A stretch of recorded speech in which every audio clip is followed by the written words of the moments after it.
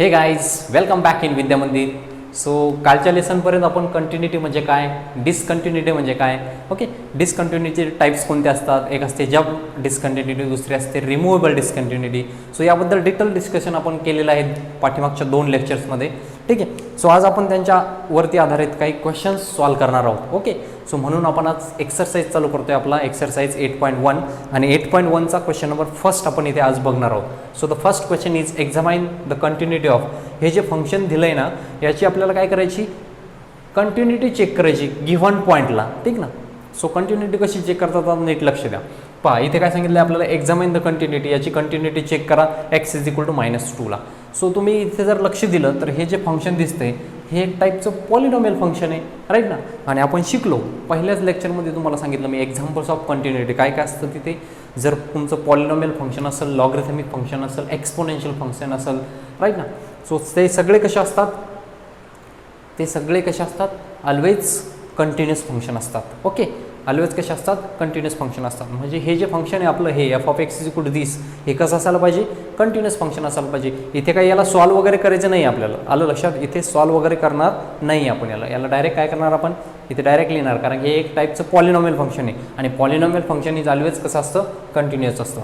So इथे लिहा given function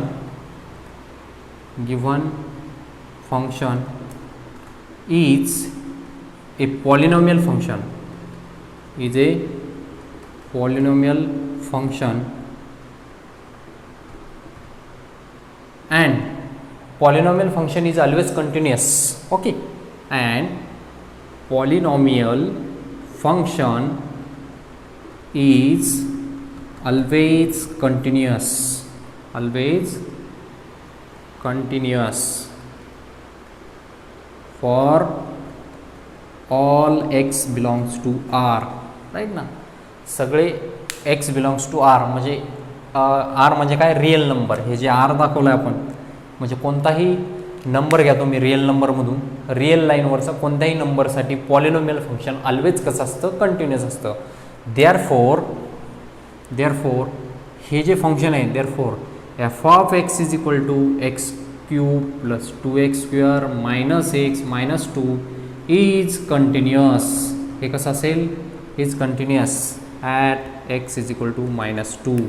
x = -2 हे वालं फंक्शन कसं असणार, कंटिन्युअस असणार. का कंटिन्युअस असणार, तर मी सांगितलं पॉलिनॉमियल फंक्शन आहे, तर पॉलिनॉमियल फंक्शन कसं असतं, ऑलवेज कंटिन्युअस असतं ओव्हर द रिअल नंबरच्या सेटवरती.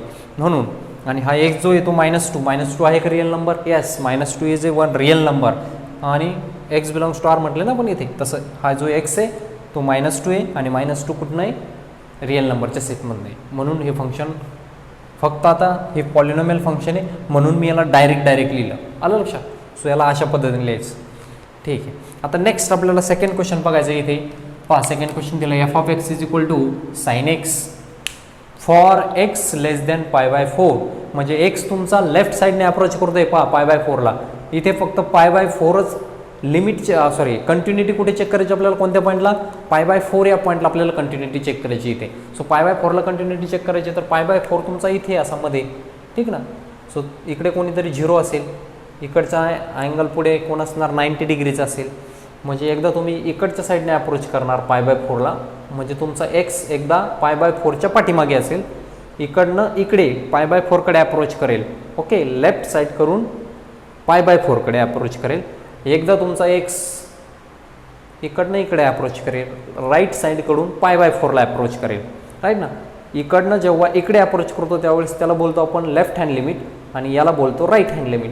सो इथे जर बघितलं तर 2 कंडिशन तुम्हाला ऑलवेज दिलेल्या आहेत. सो लेफ्ट हँड लिमिट कोणतं आणि राईट हँड लिमिट कोणतं आहे आपलं. लेफ्ट हँड जर बघितलं तर हा x बघा, x π/4ला अप्रोच करतो, x लहान आहे π/4पेक्षा, म्हणजे हे लेफ्ट हँड लिमिट आहे. ओके, सो ते कसं करायचं आता ते मी तुम्हाला सांगतो इथे. ओके, आपण काय करणार इथे, let us check the continuity at point, which point, let us check the continuity. Okay, इथे घेतो मी, let us check the continuity at point x = π/4. π/4ला या पॉईंटला आपल्याला काय करायचं आहे, कंटिन्युटी चेक करायची. सो लेफ्ट हँड लिमिट काय येणार, मी बघा आता लेफ्ट हँड लिमिट कसं घेतोय नीट लक्ष द्या. Limit x tends two point आहे आपलं पाय बाय 4 मायनस, मायनस म्हणजे काय, मायनस म्हणजे left hand limit of f of x, बरोबर ना. एफ ऑफ एक्सच्या दोन व्हॅल्यू आहे, एक ही एक व्हॅल्यू आहे, ही एक व्हॅल्यू आहे. पण ज्यावेळेस तुम्ही लेफ्ट हँड लिमिट घेता त्यावेळेस एफ ऑफ एक्सची व्हॅल्यू कोणती, त्यावेळेस एफ ऑफ एक्सची व्हॅल्यू ही, राईट. मग इथं काय करायचं तुम्ही, limit x tends to pi by 4. आता मायनस दाखवण्याची गरज नाही, हे मायनस कशासाठी दाखवतो आपण, फंक्शन आयडेंटिफाय करण्यासाठी. लेफ्ट हँड कोणतं, राईट हँड कोणतं, लेफ्ट हँड आयडेंटिफाय झालं तुम्हाला साइन एक्स. मग इथं काय लिहिणार तुम्ही, साइन एक्स लिहिणार. ओके, लिमिट अप्लाय करा म्हणजे साइन एक्सच्या जागेवर pi by 4, sine pi by 4, sine pi by 4 म्हणजे किती, साइन 45 डिग्री, आणि साइन 45 डिग्री किती असतं, 1/√2. ओके, सो हे झालं left hand limit. So limit x tends to pi by 4 minus f of x is equal to this. This equation number 1. आलं लक्षात, left hand limit कळलं सगळ्यांना, ठीक आहे. आता ज्यावेळेस तुमचा एक्स पाय बाय 4 पेक्षा मोठा असेल, बरोबर ना, एक्स ज्यावेळेस पाय बाय 4 पेक्षा मोठा असेल म्हणजे हे झालं right hand limit. Okay, so इथे घ्या and now limit x tends to pi by 4 plus of f of x. Plus काय दाखवतं आपल्याला, हे प्लस साईन इंडिकेट करतं आपलं राईट हँड लिमिट. काय इंडिकेट करतं, राईट हँड लिमिट. सो लिहा इथे limit x tends to pi by 4, plus लिहिण्याची गरज नाही. आता एफ ऑफ एक्सची व्हॅल्यू काय घ्यायची, कॉस एक्स घ्यायची. सो डायरेक्ट आपण आता लिमिट अप्लाय करणार. इथे काय येणार, कॉस पाय बाय 4, आणि कॉस पाय बाय 4ची व्हॅल्यू पण किती असते, 1/√2. Say this equation number 2.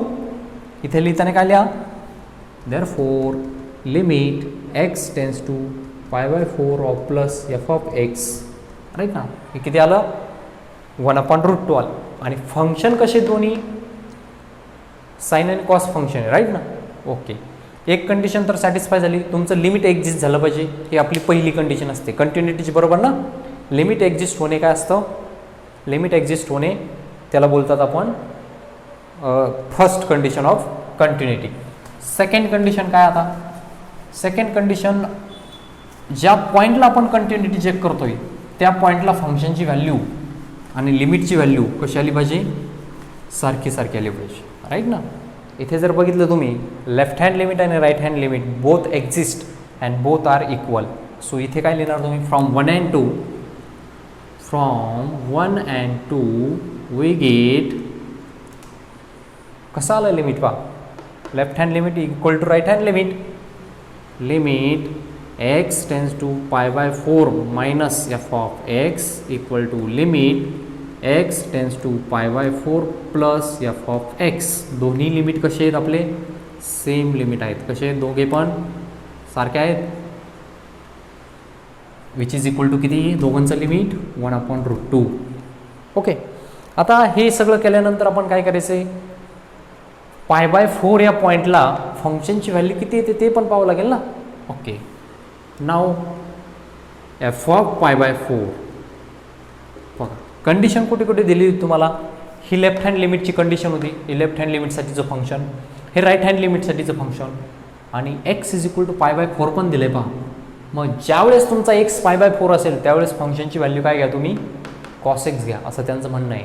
आलं लक्षात. मग तुम्ही काय करायचं, एफ ऑफ पाय बाय 4 म्हणजे कॉस एक्सच्या जागेवर काय टाकणे, pi by 4 is equal to cos pi by 4.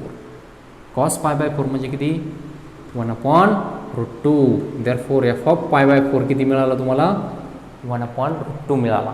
आलं लक्षात. सो 1/√2 मिळाला तर याला इक्वेशन नंबर किती द्या, 3 द्या. ओके, देअरफॉर लिमिट एक्झिस्ट होत आहे, लिमिट एक्झिस्ट होत आहे. ओके, लिमिट एक्झिस्ट होत आहे. Limit x tends to pi by 4 f of x, मी इथे मायनस प्लस लिहिलं, दाखवलं, लेफ्ट हँड आणि राईट हँड सेम सेम आहेत म्हणून लिमिट एक्झिस्ट झालं एकदाच. Limit x tends to pi by 4 f of x equal to f of pi by 4, बरोबर ना. F of pi by 4 equal equal आलं, इक्वल इक्वल आलं. Therefore the given function is continuous at x is equal to pi by 4. म्हणून याच्यावरून काय म्हणता येईल आपल्याला, therefore the given function is continuous at x is equal to pi by 4.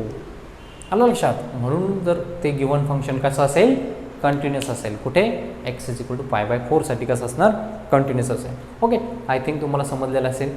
बघा first तर काय केलं आपण, अशा दोन कंडिशन जर दिलेल्या असतील लेस दॅन ग्रेटर दॅन, तर तुम्ही काय करायचं, डायरेक्टली तिथे लेफ्ट हँड लिमिट आणि राईट हँड लिमिट कॅल्क्युलेट करायचं, फंक्शनची व्हॅल्यू कॅल्क्युलेट करायची.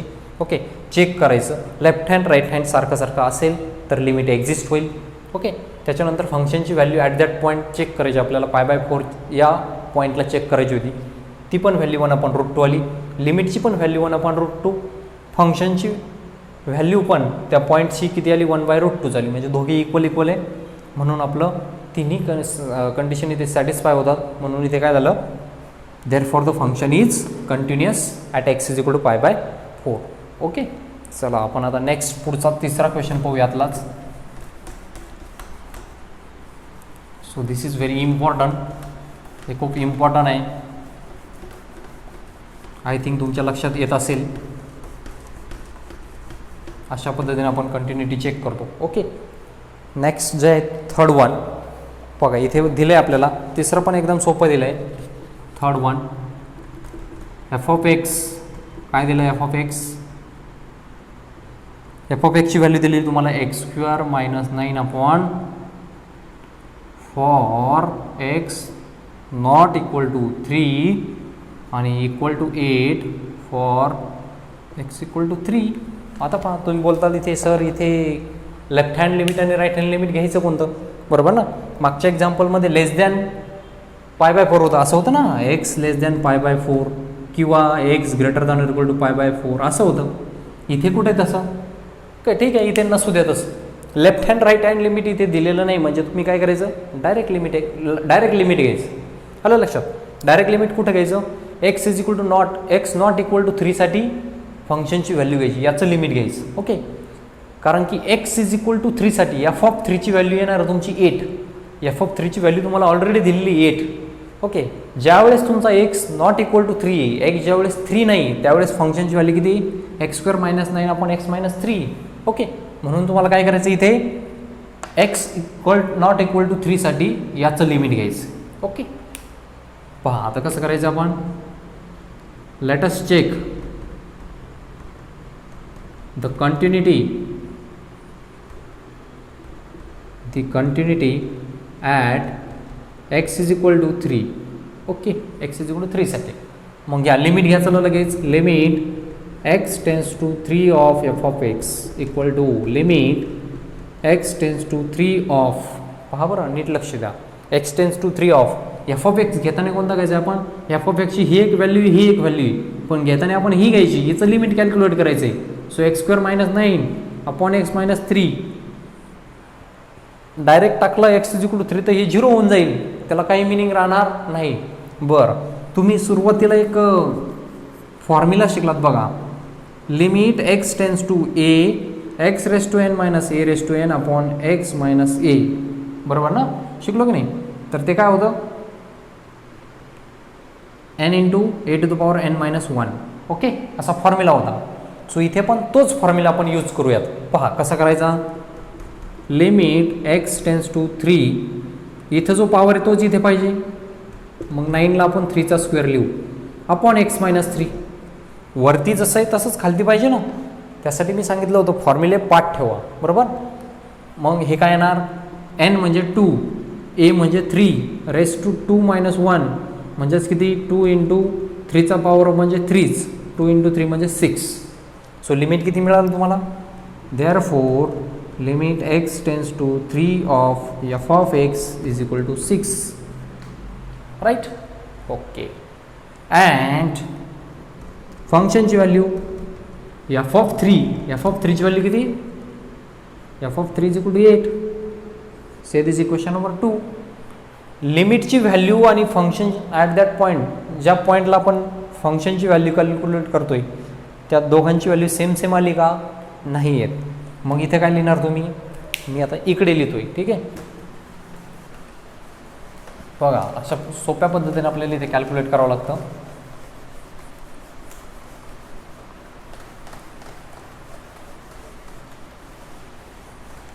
सो हे काय येणार,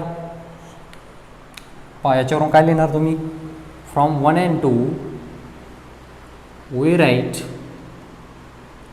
limit x tends to 3 of f of x not equal to, equal नाही ना ते, f of x is not equal to f of 3, not equal to f of 3, therefore म्हणून फंक्शन कसं असेल, डिसकंटिन्युअस असेल. therefore the given function is discontinuous